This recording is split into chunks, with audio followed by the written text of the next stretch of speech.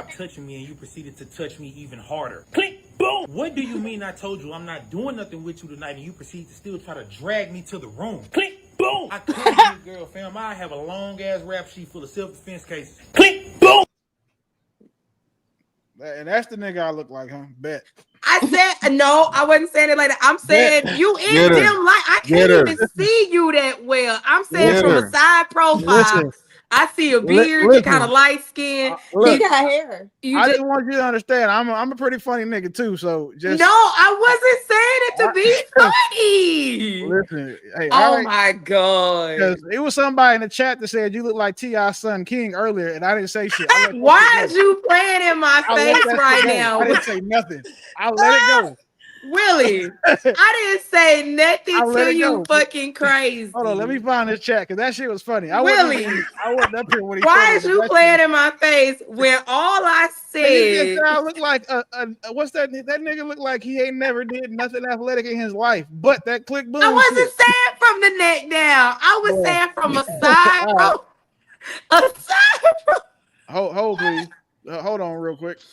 Willie, I don't mean it like.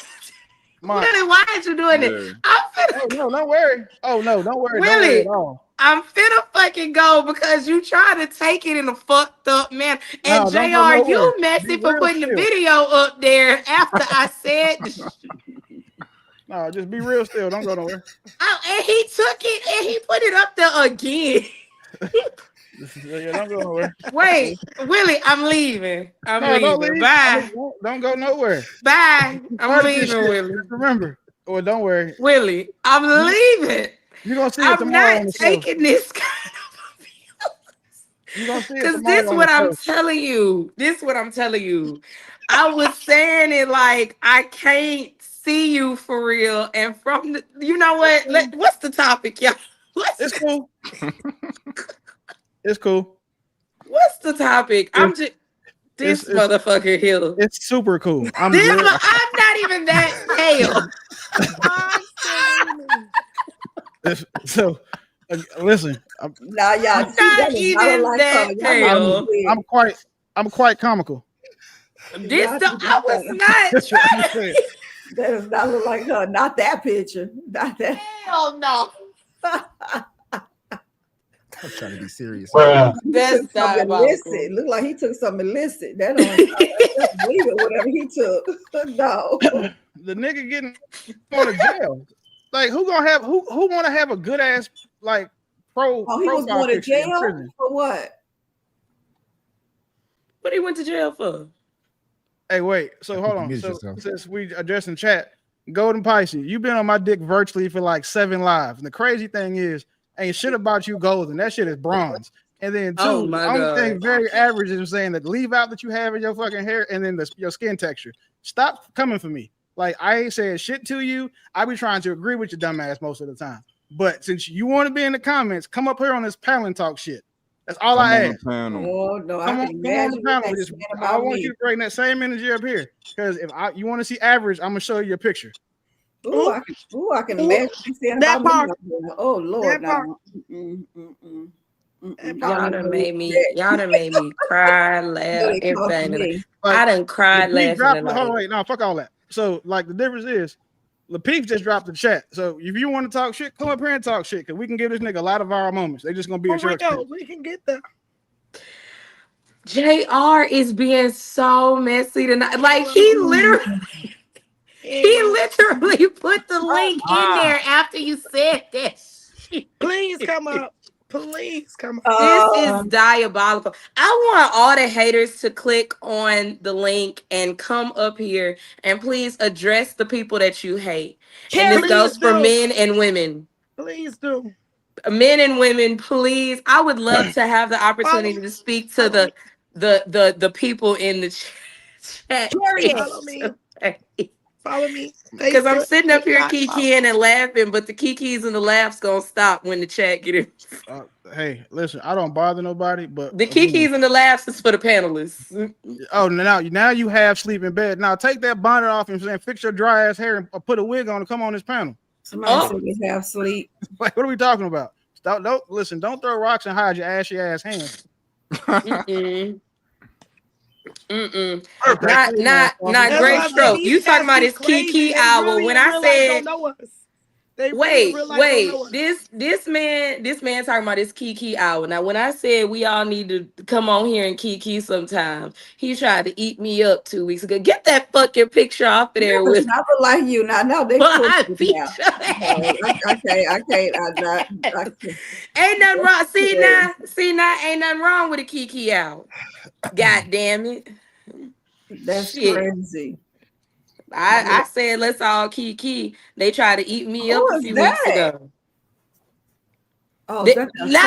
Now who the hell is that? You better not be. I know that they had to find someone with gray hair for me, but you I'm know, who I'm that? gonna go ahead and try to come to some of these super chats. While we wait on people to come up. Big Ants, 1171 $10 says Jasmine with the snacks. Willie, 199 says if a woman has an Android run. Willie again, 499 says black women are only as loyal as their options. They are not sought after in mass by any other group of men. Willie again, 499 says again, a lot of women are going to just have become lesbians and learn to fight since they are twice as likely to be victims of domestic violence. LD, most people don't have legacy, Bruiser. Just talking, little dude. Most people don't even want to be in relationships. Most smash and dash them. Yeah. Kenny, $10. If you didn't want that, you didn't have the ability to close your legs or require protection. You have the great power of the cat.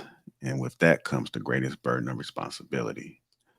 Mont, which is on the panel. For you guys that don't know, $5. Get that out of here. LOL, I don't gotta stay with no woman for the kids. Willie, $5 says no heads nodding when it's a woman with accountability speaking. My $5 says a woman can literally lose her life giving birth. It's ridiculous to think that she doesn't have to be more critical. The stakes aren't the same. Willie, $2. Post conception. Women, 100%. My bad. Conception. Since I'm here, I can see Conception. that. My bad. Hey, I thought y'all might have extended vocabulary. Bro, I was doodling when I sent that. Women, 100% control childbirth. We'll be at. Bo, the logic you are using doesn't add up. When the fuck does it ever? Bo, if women no longer want to control access to sex, then give up the job. Let men control it since y'all don't like being held accountable for your job. The majority of men are not leaving their children, they are leaving their children's mother. Back with the 199. No, bougie. We're not here to fix your decisions. Hell no, I'm not shaming somebody, and you don't even take the community advice and keep that cat in your pants. She wants the T app to be real life and enforced by men. The delusion is real. Laisha, stop cutting people off. It is rude. What Bougie talking about? It's communism, not shame. IVF involves egg retrieval, sperm retrieval, insemination, embryo culturing, and then implantation. Embryo transfer. If you don't know what something is, it's okay to say, I don't know. It's making up shit. I disagree with you, Darwin. It depends. If women prioritize traits of a good husband and father instead of engaging in promiscuous behavior, it will reduce single mothers and divorce rates. Women give access to sex. The past has the answer. I promise to marry isn't being married grown up. Y'all better send some damn super chats. Y'all got $2. Nuclear families were strongest in the 50s. Then women decided to delay marriage, rack up student debt, go to the workforce, and be promiscuous. Women aren't to blame, but women deserve more. Guys not being stepdads don't make men step up. No one ever not in head bobs when Miss Pearl is speaking. That's how you know she's making sense. Logical salute, Miss Pearl. Trigger Mike, what's going on, brother? Also, remember $10 says most single moms have the same story regarding the fallout of their child's father. The children hear the other side when they become adults, which is why many are rebelling again. against their mothers. The idea of women with kids can't date a man without kids has never been true. Where are y'all getting that from? Hmm. Also, knowing the day they have sex, ovulation. Number 5. Is it true that the sperm live still longer? Yeah, but it's a certain Anybody? time period, which is like between like maybe like 5 days you can get pregnant. Well, because the sperm will like still be in there. So, but I think you can only get pregnant on one day or something like that. I could be wrong, but Yeah, you don't want to take that risk, man. I don't think dude got no, lucky. it actually works. Like my girl has an aura ring, and it like lets her know which day she's ovulating on based on like her temperature and stuff like that. So we was using that method for a long time to like as birth control. I just hear a lot of soft talk. Yet, y'all don't want to sleep with virgins. Trigger Mike, member for 29 months. Everything both said only applies to men she doesn't like. Her next dude is going to have crusty drawers and she'll still watch them. Trigger Mike again says you wouldn't survive A22. Trigger Mike again. Right, it's for you. Kim K is a whore. She just really rich and famous whore. There's levels to this. Gotta get it right, right?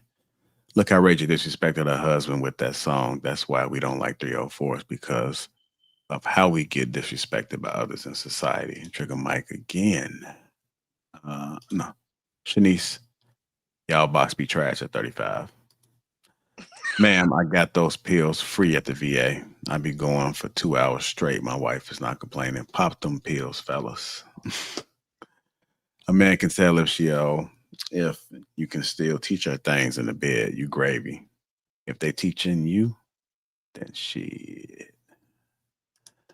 That's wrong with the 1999. A woman's pros will outweigh the cons, and a man will disqualify her, something that would hurt his ego or embarrass him. Meanwhile, when women make the decision for herself, it's an emotional, rational one. That sounds real personal for her. D-Rob, $10. No, young man, all of us needs therapy in some way. I did be men's talk, building stuff, going to work. All of us men need it. Rob again, a soft woman that will submit will fix it. I promise you both. Prophecy. Based on statistics, bisexual women report the highest lifetime prevalence of intimate partner violence, followed by lesbian women, then heterosexual. Yeah, because they're getting beat by both sexes. Among men, bisexual men report a slightly higher prevalence of IPV than heterosexual men, while gay men report the lowest rates among this group.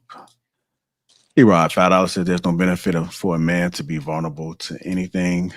In the United States, more perpetrators of child abuse were women than men. In 2022, about 213,876 perpetrators of child abuse were women, compared to 199,617 male perpetrators. Prophecy again, data from the 2023 indicates that in the United States, mothers were responsible for abusing approximately 189,635 children, while fathers abused around 125,493 children.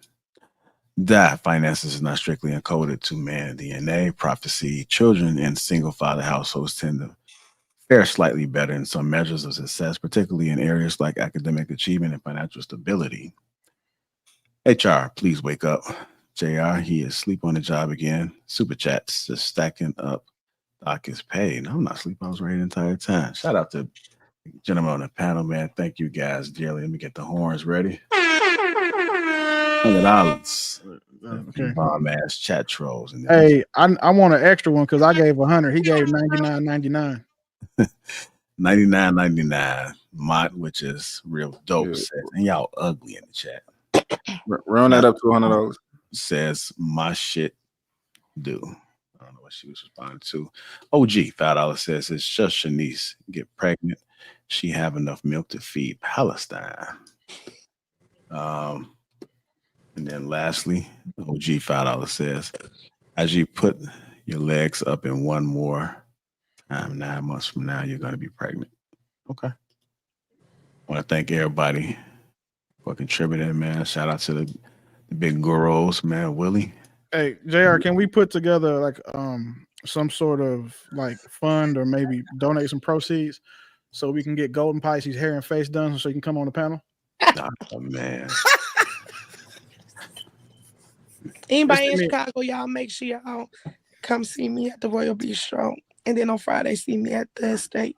Hey, real quick, I don't You, think you that's safe. can't even sing. I don't think that's safe to be telling people where to find you online. I wouldn't. I mean, I posted on my social media. She'll be all right. You can't even sing though. Who? Maestro. You. Why is your name Maestro? Maestro didn't even say nothing. That wasn't Maestro, friend. That was real dope. That was Y'all funny. Which one is real dope? Hold on. this My name way. is Maestro because that's actually This way. that's actually my name. Just to let you know. Who's real dope? Do rag, baby. Do rag. That's why I didn't see him. He's not relevant. Maestro, why is I know. Yeah, I'm not irrelevant. you're not relevant? And you know what? I just thought of something else. Somebody said something in the back chat to me. I just want you to know. I'm not gonna say her name because I don't want to take up that much bandwidth on the panel. But what I am gonna say is this: like, she is the worst thing that happened to black men since child support, prostate cancer, and slavery. Not too much. Not too much. On these panels, from saying the dumbest shit, and nobody puts it back on her because I think y'all think she's gonna beat your ass. Like, Willie. y'all get on Not these too panels, much. that no, fuck her and what she was talking about. You ain't finna do that to my friend. I just did it. You ain't finna do that to my friend. I just did it. No. Like, no, because she ain't even here to talk shit back. I'm on a TV show. No, because remember she left the panel to go talk shit in the comments. You thought I was gonna let that shit go? Listen. She ain't even here to talk shit back. She wasn't here. I wasn't here when she was talking shit. What are you talking about? I don't give a fuck about You been here, Willie. You've been being shady in the comments all night. Don't change the rules, because once I see what the motherfuckers are, I'm gonna play by them. But at the end of the day, the fact stands. Motherfuckers like her are the worst thing to happen to man since like receding hairlines. That's a great woman. And what's the other one we hate having real bad? Gout.